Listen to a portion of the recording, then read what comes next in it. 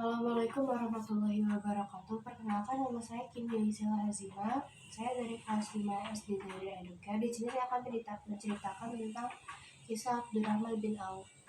Abdurrahman bin Auf adalah salah satu sahabat Nabi Muhammad SAW yang memiliki harta yang melimpah. Hartanya itu ia dapatkan dari kemahirannya berdagang.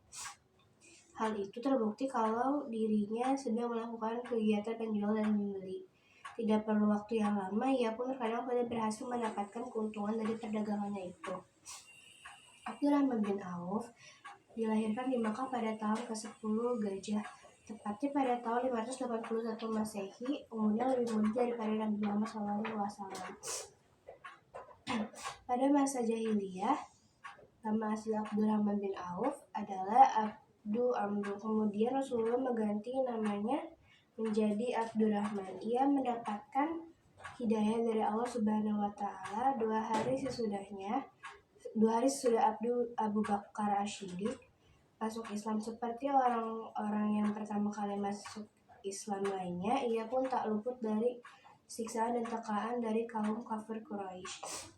Ketika Rasulullah SAW hendak hijrah ke kota Madinah, Abdurrahman termasuk orang yang menjadi pelopor untuk mengikuti ajakan hijriah Rasulullah itu.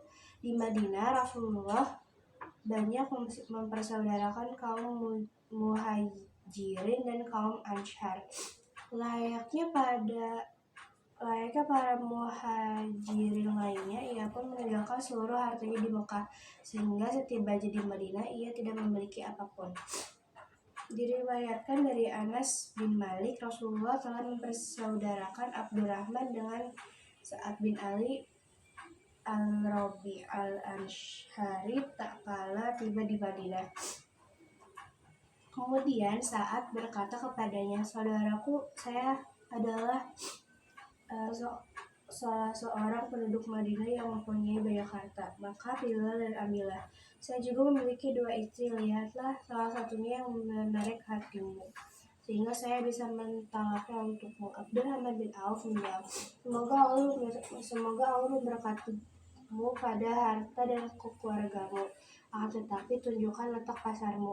Maka ditunjukkan pasar tersebut, sehingga ia pun bisa berdagang di tengah kemiskinannya itu juga.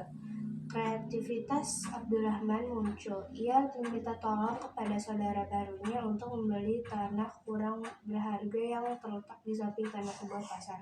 Kemudian tanah tersebut ia petakan secara baik. Lalu siapapun boleh berjualan di tanah itu tanpa membayar sewa. Apabila dari pedagang itu ada keuntungannya, ia menghimbau mereka untuk memberikan bagi hasil seikhlasnya. Meskipun sangat kaya raya, tetapi dirinya tidak sombong. Ia tetap rendah hati dan hidup dalam kesederhanaan. Keistimewaan dari Abdurrahman bin Auf adalah dirinya dikenal sebagai sosok yang dermawan. Bahkan beliau juga diberi sebutan sebagai manusia bertangan emas karena rajin beramal. Gak heran jika dirinya banyak dicintai para sahabat lainnya.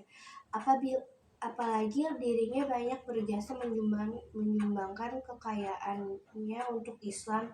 Abdurrahman bin Auf meninggal ketika umurnya 75 tahun. Ada juga yang mengatakan 72 tahun. Pada tahun 31 Hijriah, namun pendapat lain menyebutkannya pada tahun 32 Hijriah. Ia dimakamkan di pekuburan Baqi yang diimami oleh Utsman bin Affan berdasarkan wasiatnya. Ia meninggalkan 28 anak laki-laki dan 8 orang perempuan. Dalam sebuah riwayat dikisahkan bahwa harta peninggalan Abdurrahman bin Auf itu ada yang berupa emas murni, sedangkan 4 orang istrinya masing-masing menerima harta warisan sebanyak 80.000 dinar pada saat itu. Oke, yang bisa saya sampaikan. Wassalamualaikum warahmatullahi wabarakatuh.